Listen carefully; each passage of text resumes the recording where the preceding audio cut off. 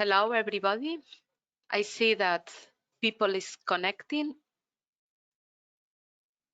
but maybe it's time. So we have a lot of topics to discuss. So we will go smoothly into the key topic of the IDS Reference Architecture Model presentation. And for that purpose, we have an expert on the topic, Sebastian Steinbuss, that probably all of you know. And this is the more appropriate person to present the reference architecture model, the IDS reference architecture model, because he's the chair of the working group on IDSA. So perfect.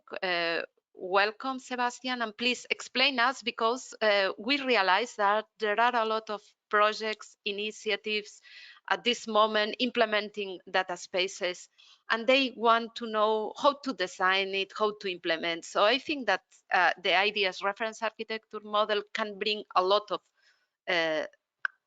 answers to how to make it. Please, can you share with us your knowledge, experience, and about it? Welcome, sure. Sebastian.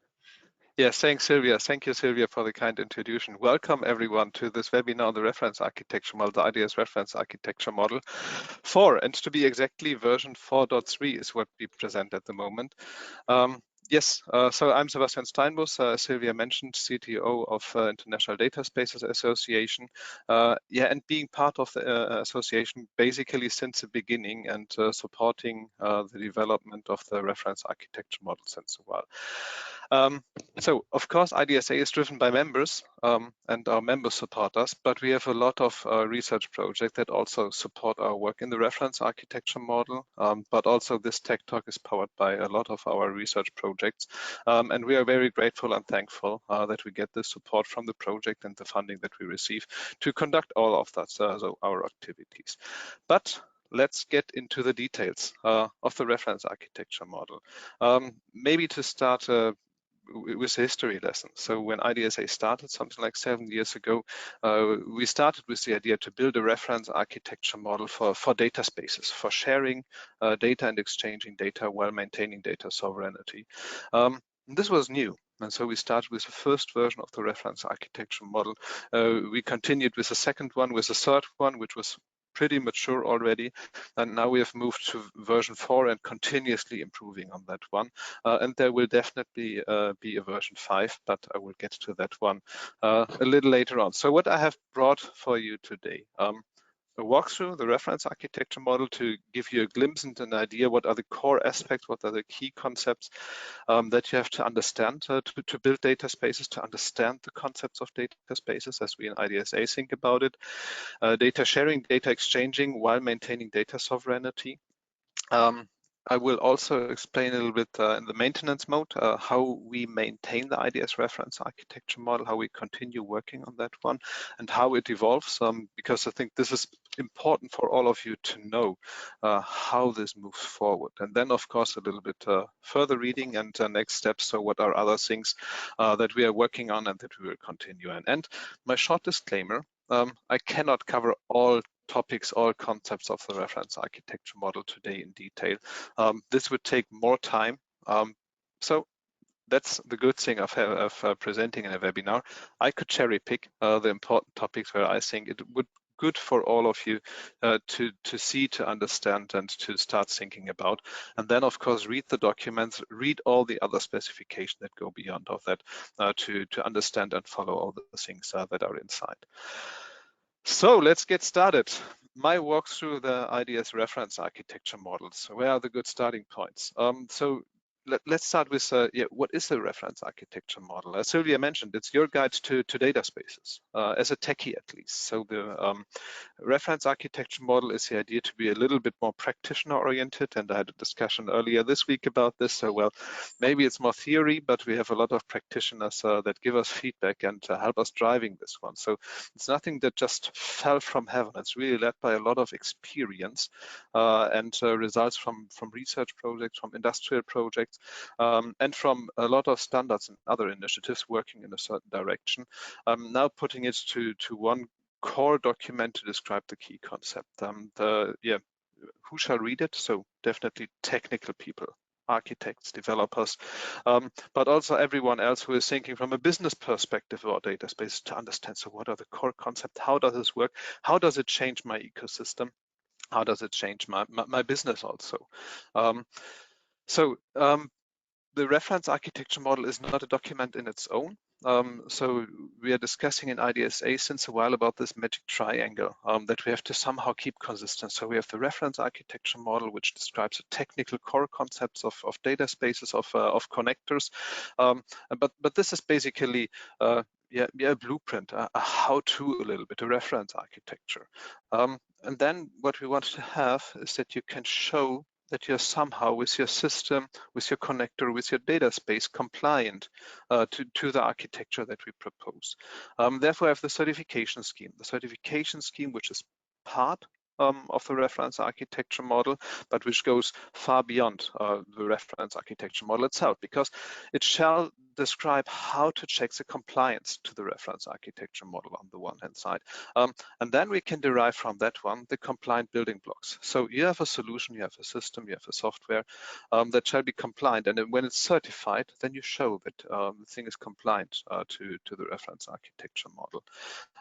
And it's our job in IDSA to keep this triangle somehow consistent, because we are evolving, we are developing things are changing. That means if we change something in the reference architecture model, we have to update the certification scheme. And this means you have to update your building blocks to bring IDS in somehow research or commercial setups.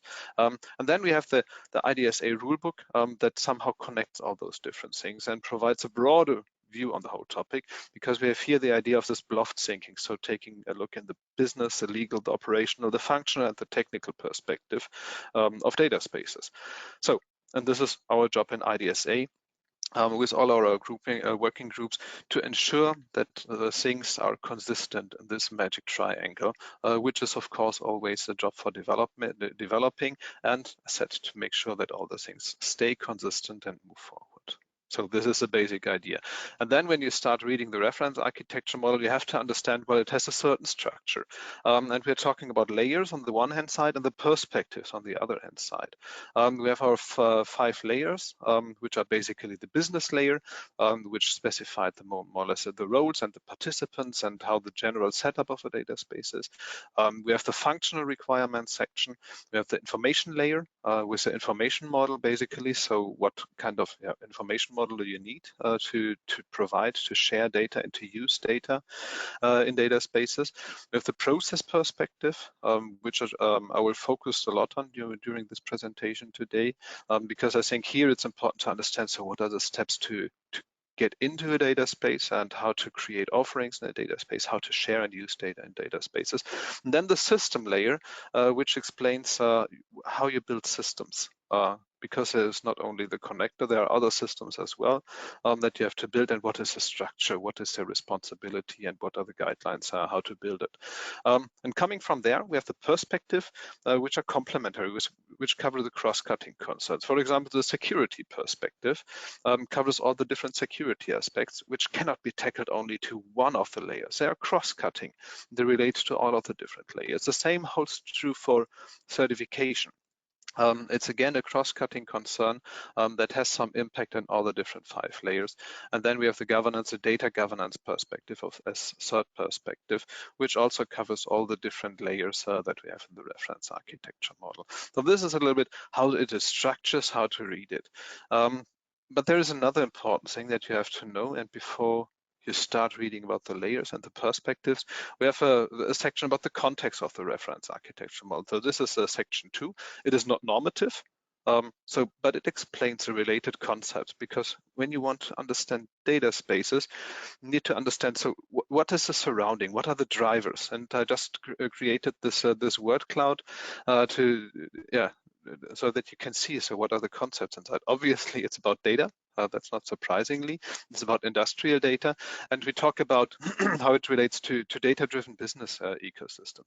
How does it relate to IoT, to industrial IoT, to data sharing, to things like GDPR, which is basically a European concern, but something that also drives us, and about other legal frameworks and legal agreements that could that could and will have an impact on data space, on the data space that you build, on cloud computing, on the sharing economy, and so on and so forth. So this is, from my perspective, an interesting section to read, to understand. So where do we locate data space? It's not a concept in its own, but it's connected to a lot of other things that have a certain impact on how we created this architecture, and also provides an understanding why we created the architecture as it is right now and how we're moving this one forward.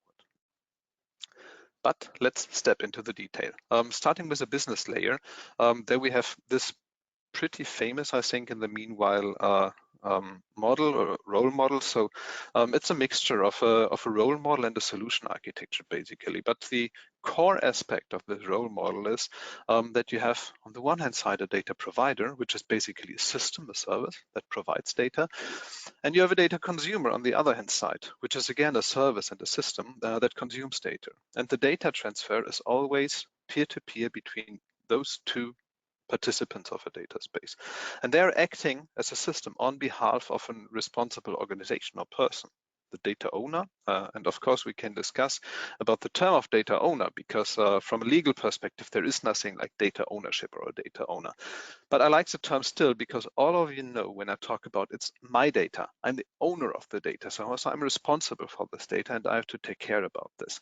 So the data owner will authorize some data provider to share the data under certain conditions. And the data consumer will make sure that the data user in the end will use the data only as allowed by the data owner, the data provider in the first place. And this is where the data is transferred. And this is a core model. And of course, what you can do is you can create value chains on top of that. So it must not be that it's only two participants. You can combine different data sources into one data consumer, which again uses the data somehow and gives it then to another, as acting as a data provider, again, giving data to other data consumers again, and so on and so forth. So this is really the core, the basics, the fundamental model inside. And then you need other things to really make use of this concept. The metadata broker services, for example, that allow you to publish your data offerings to a registry somehow, to a Yellow Pages service, so that a data consumer can search and query there. A service like a clearinghouse, which provides basic abilities to provide observability in data spaces, to give you evidence about the transaction that you had in data spaces. About an app store, because if sometimes you will not send the data from a data consumer, a data provider to a data consumer, maybe you will send some code, some app to the data provider to analyze the data and send the data, then the result later on to the data consumer. Think about huge data sets like we have in healthcare, like in DNA data, that you cannot easily transfer via the internet. And the idea of a vocabulary provider to also provide a semantic interoperability into such a data space. So these are the core things that you have to understand to see how such a data space can work and will work. And keep in mind, so that this basically doesn't say anything about a centralized or a decentralized architecture. All those services could be created in a centralized and a decentralized and a federated manner. And this is your choice when you build such a system. But the core aspect is that we're really talking about a distributed system where we have data providers, data consumers, and they all reside in their own security domain. So we always talk about different security domains, for example, in different organizations sharing data. That's the core and fundamental model that you have to understand. Following on that one, you will move to the functional layer.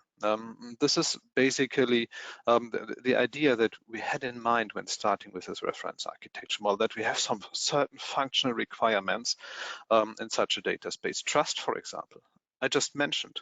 We talk about sharing data between different security domains, between different organizations. So we have to define those roles. We have to take care about identity management in a distributed way between different organizations, about certification of organizations, of software components to provide really trust into the system. So if I share data to someone, to some organization, to some person that I do not know at all, how can I trust it? And the answer in IDS is basically to provide trust means via our certification means. Security and data sovereignty following subsequently out of this, so that we have a core security aspects inside, that it's in itself a secure system to a certain extent. So we do not cover all cybersecurity aspects that you will want to cover if you really want to make data usable in your data space. But core concept that you really have to stick to. And of course, making you able to express your needs and your means to data sovereignty as an important aspect. We want to establish an ecosystem of data. So I mentioned it's peer-to-peer, but this shall be an open ecosystem where you can easily plug in and share data. And this is an important aspect about interoperability here. And so how can I describe my data source? How can I broker data sources and metadata? How can I attach vocabularies to this so that you understand also the meaning of the data, that you can implement the right interfaces so that you can consume the data? Interoperability is an important aspect to really create an open ecosystem and not only a restricted ecosystem where two parties can share data with each other. That means, mentioned already, standardized interoperability. We want to add value to data. That means we need to do something with the data by concepts like apps. So you have to connect it to your legacy system. You have to put some algorithms, some business logic inside connectors or somewhere to really make use of the data in the end. And of course, to enable data markets, where you can monetize your data under certain means, under certain conditions, as you would like to do. So that is basically the functional idea where we started from, and that is basically a thing that we still maintain and continue working on. Following on that one, I briefly explained, so we have this IDS Information Model, the information layer of the IDS Reference Architecture Model, which covers different concerns. So we have 6 concerns that have to be managed by an information model for Dataspaces. So of course, it's about communication. In the end, you will need a service that you can call to send data or to receive data. That means you need an endpoint. You need to describe which kind of operation can you call on that, and what kind of message will you send to this one, or what kind of message do you want to receive the data. You need to describe the context of your data in a way that you have to describe things like entities in space. So where are you located within country borders or geographically, and so on and so forth. But also with regards to time, if you want to express something like you may use my data for the next 3 days, then you would have to understand the concept of a day and 3 days and how to measure it, which means that until the 23rd of April, you're allowed to use it.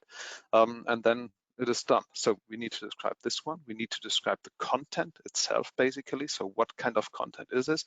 How does it look like? Is this a JSON file, a CSV file, an XML file, and so on and so forth? And we need to describe the concept. So what will you find inside, basically, this CSV file?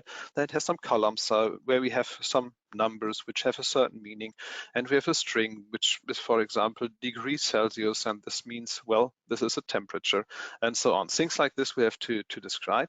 And in IDS here, we have only the basics to describe concepts, so keywords, terms, types, but this is a hook point to add your ontologies, your vocabularies that describe clearly how your data look like and how to understand it.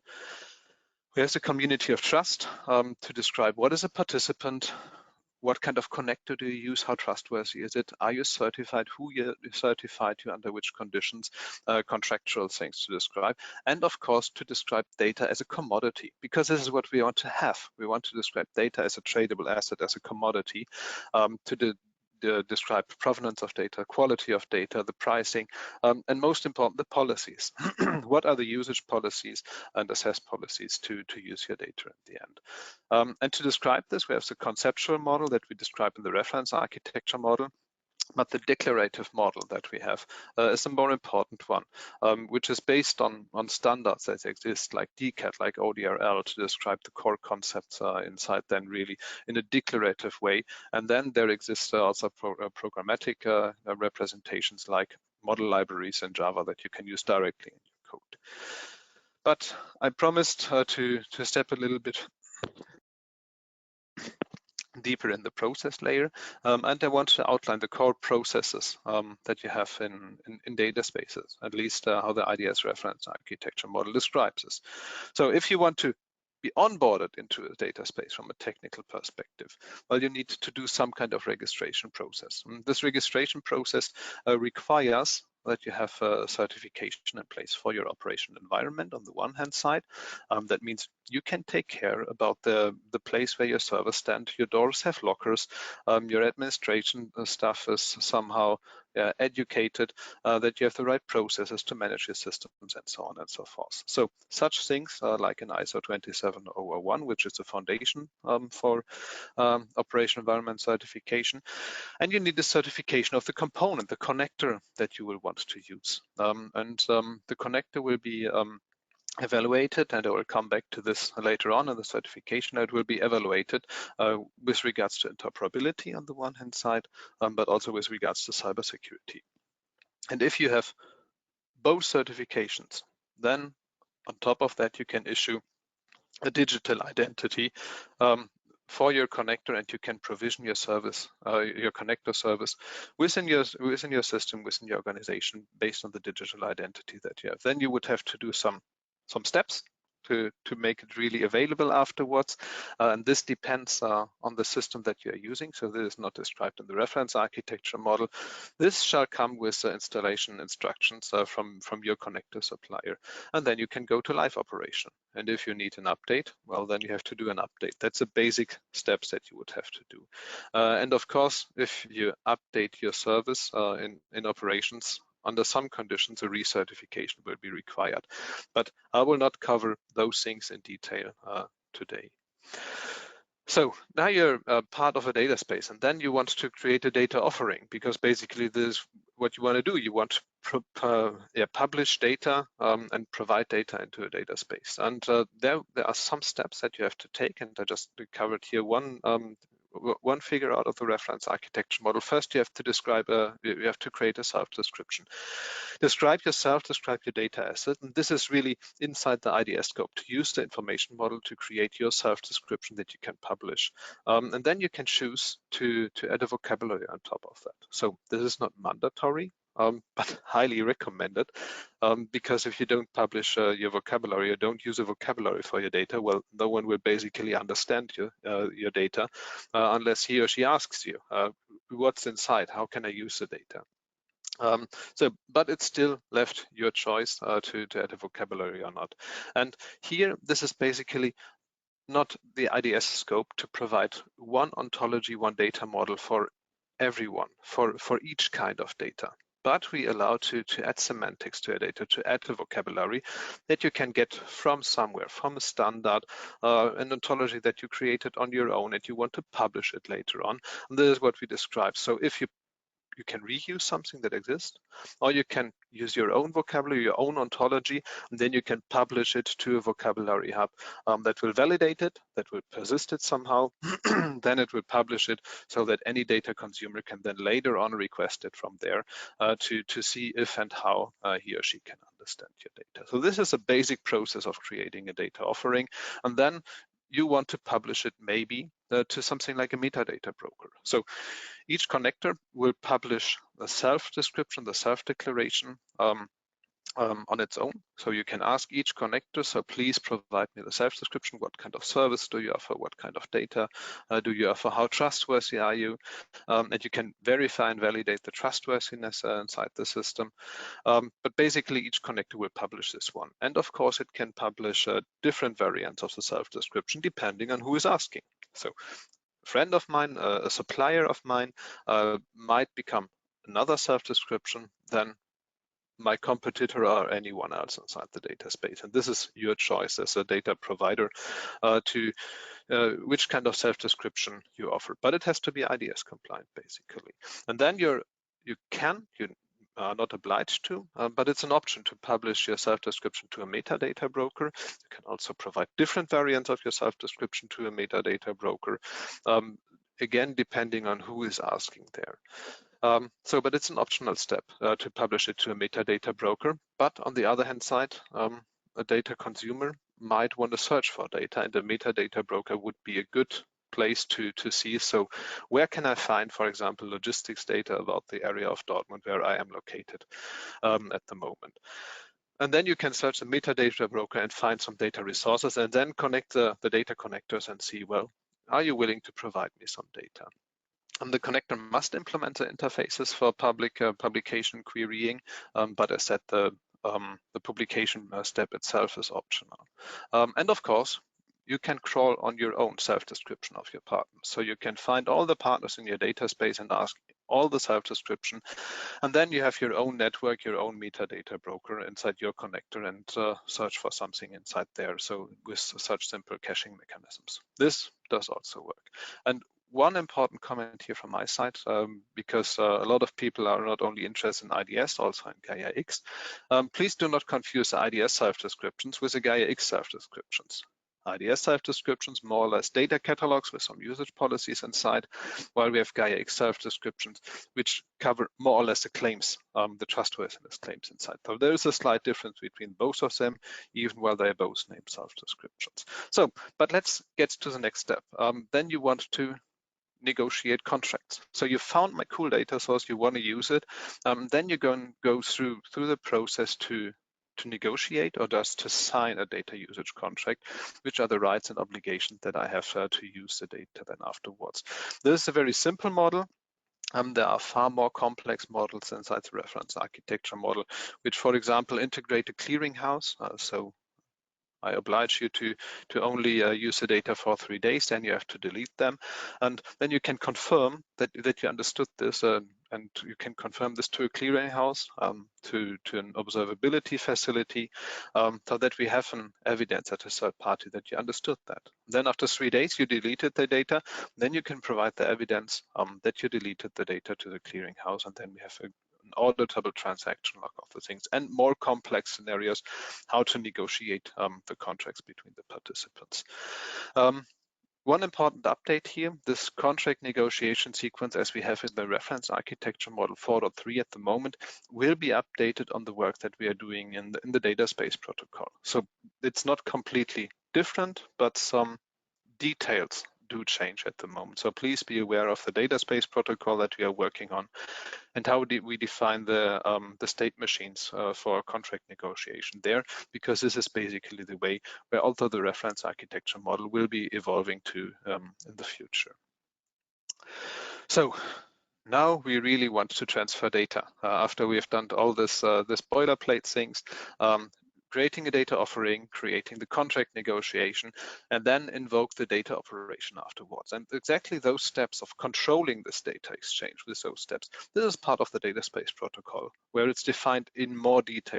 That doesn't mean it's not part of the reference architecture model anymore, but it's in detail described in the Dataspace protocol, and the IDS connector will control the data space with this regards. And this includes also the control of the data operation invocation. Maybe it's just one message that you send, but if you agree to have a continuous update of the data, providing a data stream or a continuous update, continuous access to your database that is changing.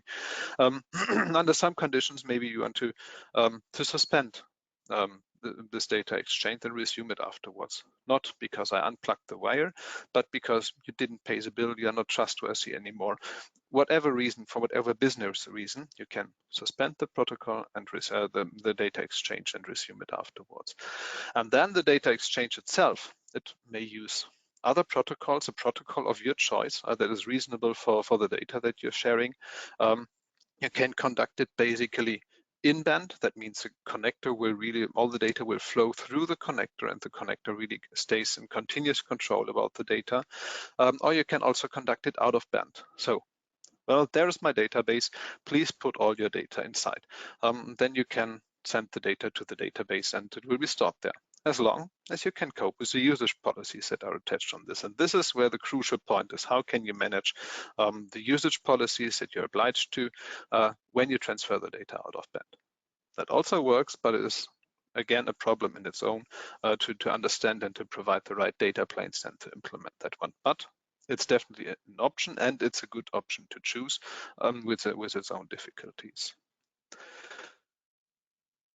One important aspect that we updated with the version 4.3 is the aspect of semantic interoperability, where we talk on the one hand side, the design time, as already described. Well, there is I have to describe a self-description. I want to add a vocabulary on top of that, so I can use an existing vocabulary, search something from the vocabulary provider, find it, add it to my data, or provide a new vocabulary because you invented a very cool new vocabulary. And then after the during runtime, the self-description is provided by a connector in the end to the data consumers connector. He will retrieve it, and then he will analyze it and understand it. And he will find, okay, there is a vocabulary inside. To understand this data, I need to understand this vocabulary. And then the data consumers connector can receive the vocabulary again from the vocabulary hub. And of course, first, it might want to validate the schema, if it's really a valid schema or if it's broken. So if it's valid, then you need some magic fairy dust to implement the right interfaces. On the one hand side, well, maybe he understands the vocabulary. You have implemented the things already because it's something that is a standard inside your domain, inside your application context, or that is new to you. That might mean, well, okay, I have to do some manual work to employ this fairy with fairy dust, and she will implement all the interfaces, all the things that you need to consume the data.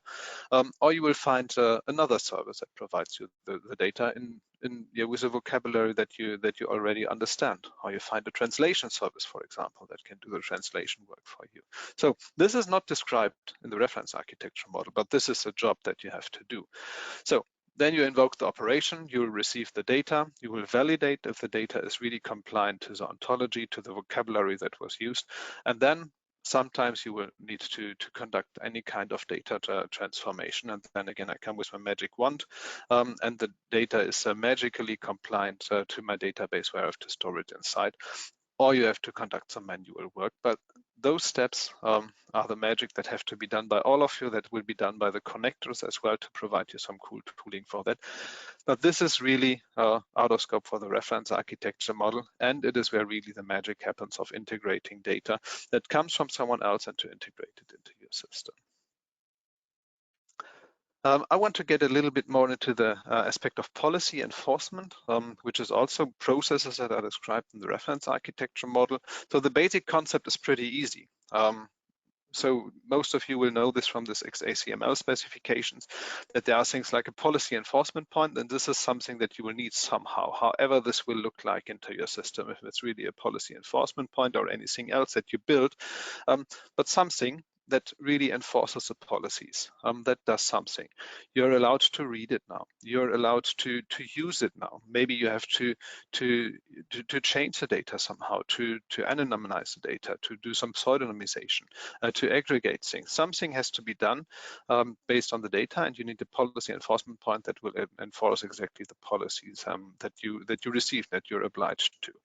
And this includes any kind of decision. And this decision must be taken based on the policy that you receive for the data and the actual content. That means you need something like a system like a policy decision point that will make the decision, yes, allowed to use or not to use, or only allowed to use under certain conditions or before some modifications.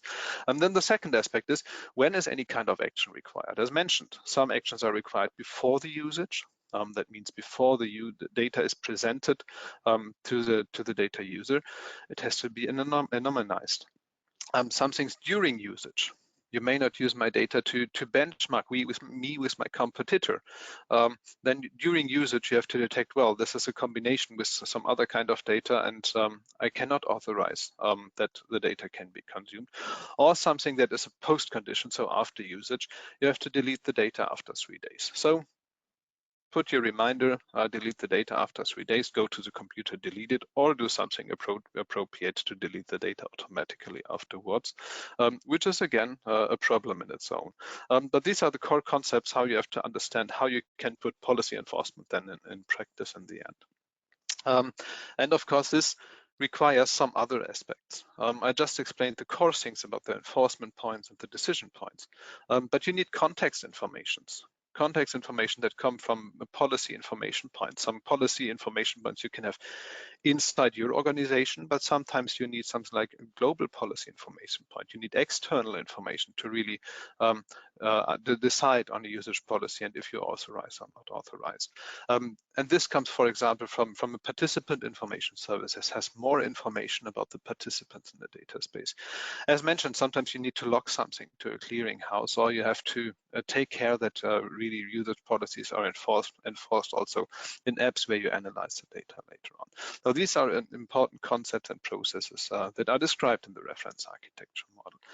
And coming to the system layer, where we describe the components, how they look like, and I will focus here on the connector itself. So as said, this is a reference architecture model, and this reference architecture model should work for different kind of systems, for small devices, IoT gateways, for enterprise-ready solutions. They shall be integratable somehow into your software, into your platforms that you have already. You want to integrate such a connector inside, or you want to work in highly virtualized environments, such as cloud systems. And the reference architecture model should work for all of them somehow. So this is a basic concept that we have for a connector. So this is not rocket science, that you have some kind of hardware or virtual machine with some operating system as a foundation. You do some container management, which is considered as important to really keep the security between the different aspects of the connector. Then you have the core services, and you will realize that until reference architecture model 3, we talked about the core container. So it was one container containing all the core services that connect you to a data space. With reference architecture model 4, we talk about services that can be isolated and can run in different microservice architectures in their own containers to really make sure that they can scale horizontally and also vertically.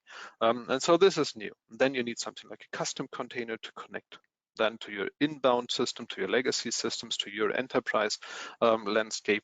And as mentioned, you can put some apps inside such a connector, which also have their own runtime, which are isolated in containers, then integrated in the data flow as controlled by the connector. So this is a core concept.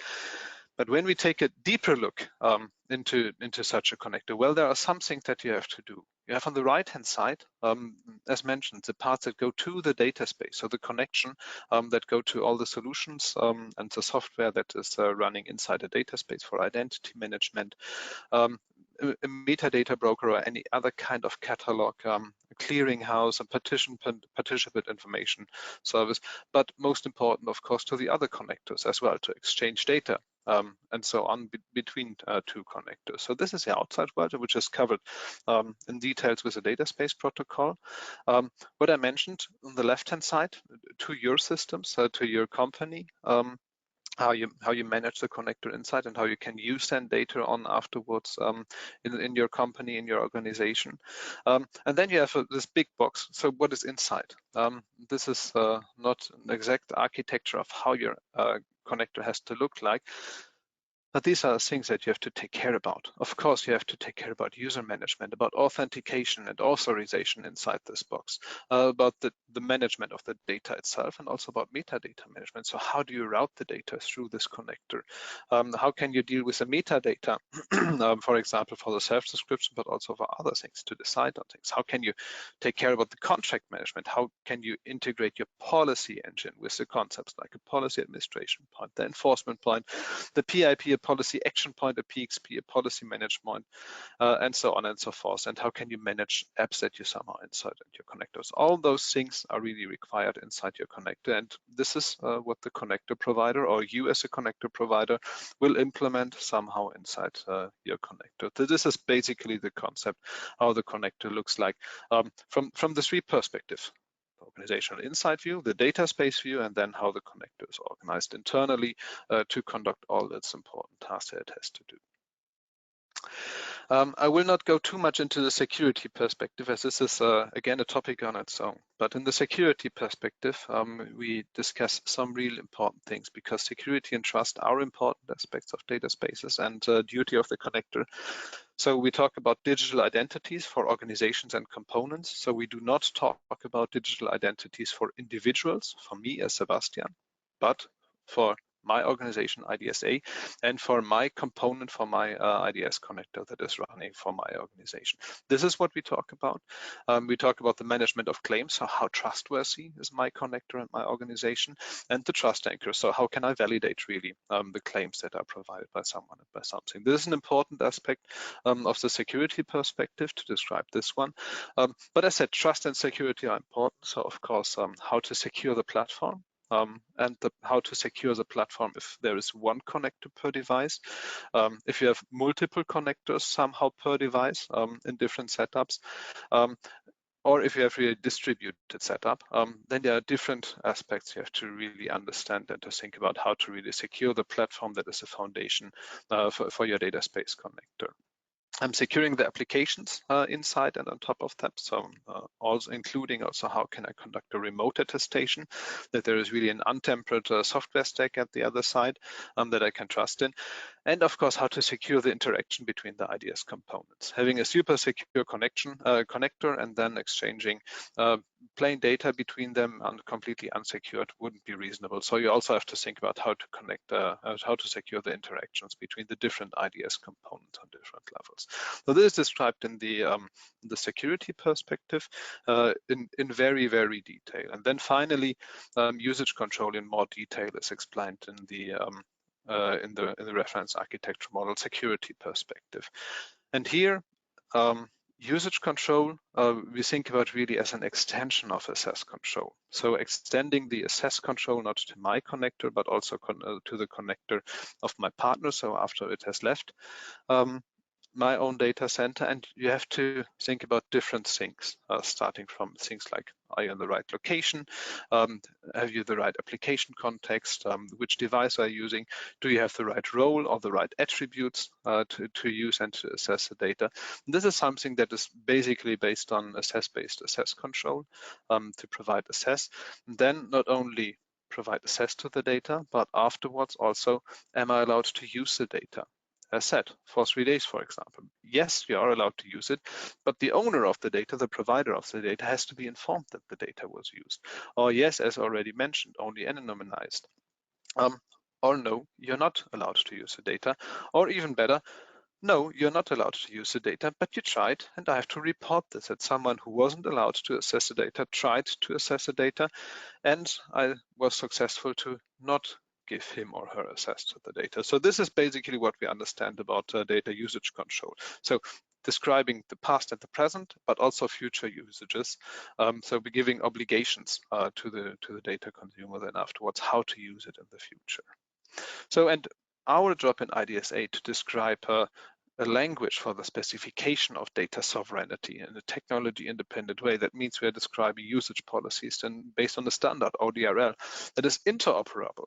And we have a lot of discussions during the recent years why we choose ODRL and not something like Rego, for example, as an execution language. Well, maybe you don't want to execute executable code that you received from someone else inside your system. This is why we use a specification language to describe usage policies.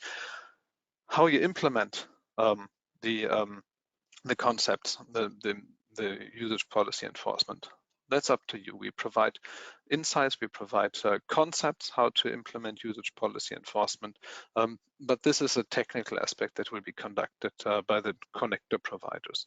And what we want to achieve is that we come, when you take a look at the graphic at the lower bottom, we come from a world where we have a lot of organizational rules, legal contracts to enforce such policies, and we push it more and want to push it more and more to technical enforcement to the right. Not everything is really technical enforceable. Not everything is reasonable to enforce in technology because the overhead would be too much, but we need concepts to really conduct technical enforcement of usage policies. And this is where we're pushing for and where we are working on to have more and more technical enforcement of usage policies. And there's one final aspect that I want to give to you that you have to consider really. When you share data with someone else, you move, as mentioned, from access control, where you have really good and stable control, who can access your data as a data provider. You have less control about it, or it's getting more complex when it is sent to the data consumer, to the connector. When it's stored at data consumer side, it's getting more complex. When you have used it inside your applications as a data consumer, you're getting less control. You need add complexity to protect the data in the applications. If you send it to the client systems, you will lose more control. It gets more complex to really control the usage of the data. Well, and after you presented it on the screen to the user, you're losing a lot of control. There are means to protect data as well. For example, not to print, or when they are printed, to make it at least trackable, who printed it, and so on and so forth. But it's getting more and more complex. And this is something that you have to consider when thinking about usage policies and what you can enforce and how you can enforce when you want to have at the same time some value creation out of the data. Briefly for the security perspective, and I think I have to speed up a little to finalize my presentation. A certification perspective and in the reference architecture model is a short version of the certification scheme. The certification scheme is a document in its own, but it basically describes the roles and the processes that we have for certification. So having the IDSA, what is the role of IDSA? We are the ones that manage, maintain the criteria, the certification scheme and the rules and the procedures for the certification, but then having a neutral certification body that then does the quality assurance that makes sure that we have the right evaluation facilities that can conduct the evaluations and that they keep doing a good job. So they do the quality assurance, and then we have independent evaluation facilities that just conduct the evaluations as specified by IDSA, and then the applicants that come along with their operation environment or their core component to become evaluated by them. Now, this is a basic model that is described inside how certification works, and then the different layers of trustworthiness, the different levels of trustworthiness for both operation environment and the core component certification. So what you would see is that we have a multifolded approach here with different assurance levels for both of them. So this is effort and the assurance of the evaluation.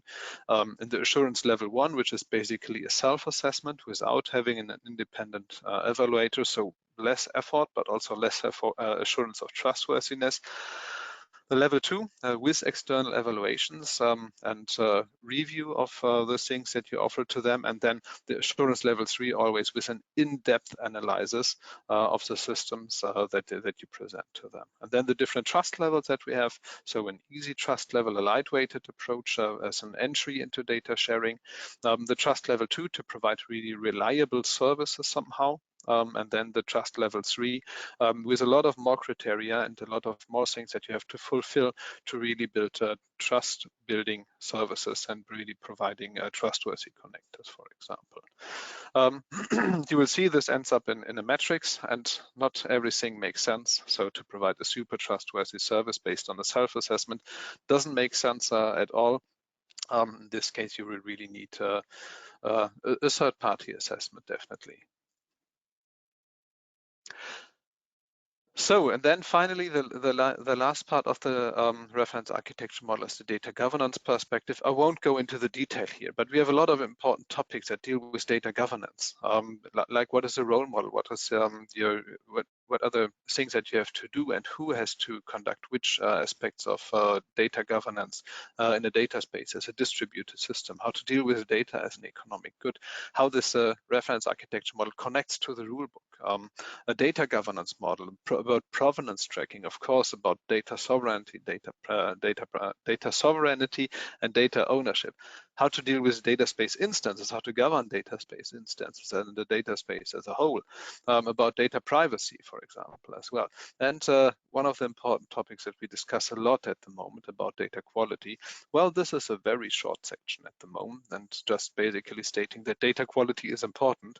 Well, and I think we have to do some more here. We will definitely do some more here, and if you have good ideas, good concepts, good things into your project, inside your knowledge, just let us know, because this is a topic that we really have to work on in the future. So what is still missing, and as I'm closing a little bit also for the next steps, we don't have the very clear relationship between the data governance perspective and the reference architecture model and our IDSA rulebook. So there is a relationship somehow, but we have to get this clearer, how this really fits together, because the rulebook covers a lot of the governance aspects as well. The reference architecture model, the technical part of this, but there is much more to do related to governance of data spaces and also data governance that has to be done. So this is a thing that is in progress to make this really clear. But anyways, we have the IDSA rulebook where we also have had already a webinar on. We have this one, but there are definitely some important topics related to data governance that have to be covered by the reference architecture model also in the future. So I think I will close here for the content. So most of the presentation done, folks. But I want to explain you a little bit about the maintenance mode. So what do we do and how do we do this to maintain this this reference architecture model? I think I mentioned it in the beginning. I've been doing this job for a while. And when we are working on the reference architecture model, which is a lengthy document, we always have multiple authors because we have experts for each and every topic.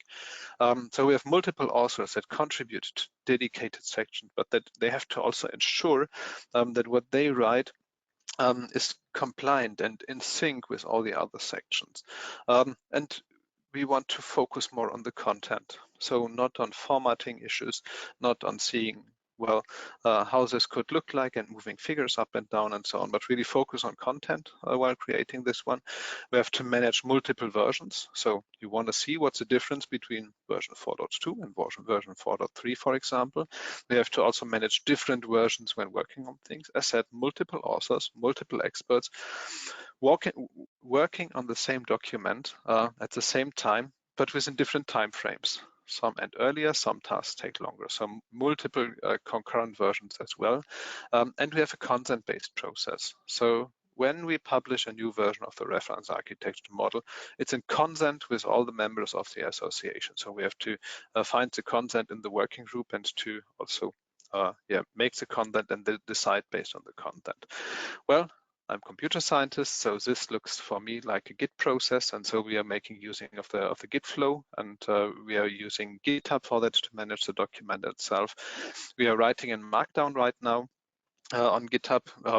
The versions before we have done then in the what you see is what you get editor, which was then pretty hard to do, and this works well. So we can create issues, we can comment on things, we can create pull requests, create a consent on the pull request, and then update the document on its own. So, and this is a positive side of this. You will have always a very clear version, the current official version. At the moment, I said version 4.3 in our main branch. And you can also see what are the issues that are open. And you can add issues on your own if you find a bug, for example. If you think a concept has to be extended, you can file an issue inside the GitHub repositories so that we can work on that one to fix things, to update things, to develop the things. And you can see what's happening and what is the current status of developing, and you can have a sneak preview. So what are the folks thinking about? So if you take a look in the branches, you see, okay, this is how the things are evolving at the moment or not. And you can find and assess this one, so it's available as public, the repository in our GitHub organizations. To see what's happening inside. I like this, but what I hear as well, Sebastian, that's not so beautiful. And it's hard to navigate unless you are not working too much with GitHub, for example, or such tools. I'm a little bit afraid of seeing this and doing this, and so I don't like it. So this what we make use of a tool that's named Gitbook, which automatically publishes the current main branch of the reference architecture model. That means after the working group approves a pull request to the main branch, then the main branch is published on GitHub, and Gitbook will render this to a very beautiful homepage that is linked to our IDSA homepage. So you'll find in the knowledge base, the IDS Reference Architecture Model. This is always official version that you will find there. And it's, I must agree, it's easier to read, easier to navigate, and looks a little bit more beautiful, really. So this is basically how we maintain this in the process. Those things are in sync, and even while it's automatically, we also check that things are really in sync. About the contribution and consent, I invite you as IDSA members to join our bi-weekly check-in on the reference architecture model on Mondays at 4 p.m. German time to exchange on the open issues and the pull requests. So we have something like a project management call there to see what's up, what's happening, what are people working on, and how to move forward. But the working itself, it happens between those touch points. So our experts, our partners, our friends meet, they discuss, and they create their individual or combined contributions that can be then presented in this bi-weekly check-in, and they have to be presented in our working group to really achieve consensus and our quarterly working group meetings. And all the details of this process are written down in our organizational handbook, which is also available via docs.internationaldataSpaces.org. So what's next? So I think I can be pretty fast on that one, as I consumed most of the time for this webinar already. Yes, I mentioned it, we are working on the new IDSA rulebook. There is a new version 2 of the IDSA rulebook with a lot of new requirements and concepts inside that we have to work on. And we started this process, we started analyzing this and seeing, so what are the concepts that we have to change and to identify. And this will definitely lead to a new version of the reference architecture model and to a fundamental new version, the version of the reference architecture model 5, to really be compliant to all the new concept that we have in the IDSA rulebook. I mentioned it also, it's important that all of you know we are working on this data space protocol, which changes things slightly on some levels, and this will also have an impact on the reference architecture model. I think not too much, but to a certain extent there will be an impact, especially on the information model. There will be a certain kind of an impact. So we have to also change according to that one, to the data space protocol, and we are continuously identifying new requirements and things that we have to add and that we have to work on. That's a continuous process to really develop and maintain the document on its own. And before the question comes later from the audience, of course, we are discussing also the concept of centralized systems, versus decentralized systems, and federated approaches that exist. This is an ongoing topic for us, where we will not come up with our own unique IDSA solution, but these are things that we are discussing together with friends and family, with Gaia X, also within the Dataspace Business Aligned, with the support of the Dataspaces Support Center, to come up here with good and consent-based approaches, how to deal not only with centralized approaches, but also to deal with federations and to deal with decentralized approaches. That's a topic that we are working on, that will have an impact on the new versions of the RAM, and that we are not doing alone, but together with friends and family. And here I think I can close. Thanks for listening so far, and let's see if there are some questions left open from your end. Now it's time for questions. You can write your questions on the chat, on the questions, or you can unmute yourself. Let's start for Florian Jasser. Sorry, I have not pronounced. And Florian, you can ask you directly, or I can translate the question from Florian as you prefer. Is there any concept of having multi-tenancy in a connector, like having one connector for multiple companies that act as a connection between the company's backend and the data space? Or does every participant need to operate their own connector? Sebastian? Yes, that is a very good question. And how to put the answer right. So the initial idea is really that we had within the IDS that everyone has its own connector to work with that one. I think that is basically still a good and unique idea to look and to work into this direction. But we are aware that sometimes, well, you need something like multi-tenancy inside your connectors on different levels, and this is where the complexity steps in, and this is why it's not so easy to answer this question, because the question here is how to describe multi-tenancies, and we have some good concepts, for example, for virtualized environments, so how to share the same infrastructure for multiple clients and cloud environments, for example. But when it goes to the higher level, really thinking about software as a service connectors, and then to deal with multi-tenancy, that's something that has to be really discussed in detail, because this has a certain impact on the security of the different system and how you can protect your tenant to protect it also from the other tenants on the same system. I'm afraid we don't have a complete setup for that one, because this would also include new criteria, new test specifications for the certification. And I think this is a good topic to work on. So to a certain extent, I can say, as mentioned, yes, multi-tenancy is supported to a certain extent, but not completely. Definitely a topic that we have to address in detail. And another question is, if you want to implement the IDS reference architecture, you need to become member, or no. And what about contributing to the development, for example, with these multi-tenancy developments that are needed? Yes, so really great question. So everything that IDSA does is basically open to use. So kind of having this open source thought, everyone can use the reference architecture model, the specifications, and can implement it. You don't have to be a member to use our work. You have to be a member to decide on things. So this is the unique thing about members. I said the process is consent-based in IDSA, so the working groups decide, and only members can decide how to evolve. That is unique about members. This is where you need a membership for.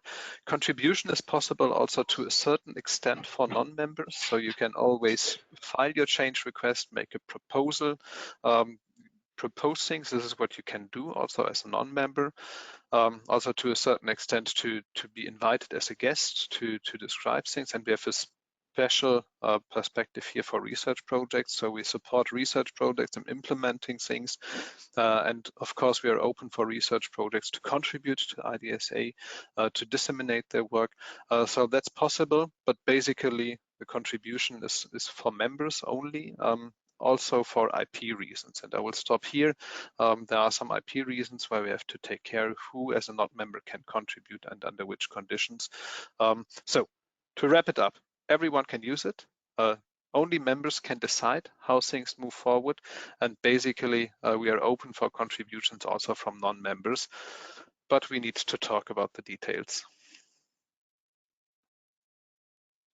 You know, we are running out of the time, but I will unmute all the attendees. If you want to, you can raise your hand and you can ask directly the last question if you want.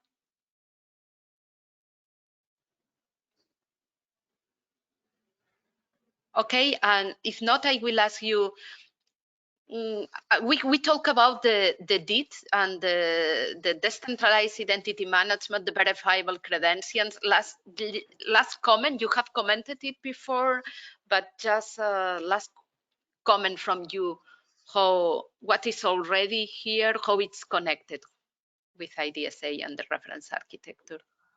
Silvia, such a complex question as last question. I think we have to extend the webinar for 30 minutes. No, I will keep it short. Yes, that's a good point. So of course, we as IDSA, especially our members, are working on the concept. So how to really integrate decentralized identifiers with the different means. Because I mean, hey, this is an important concept for Dataspace. We talk about distributed systems, and why having a centralized system in the middle that controls everything. Sometimes you need a decentralized one. Valid approach, definitely. And we don't have it in our reference architecture model at the moment, but we're working on it.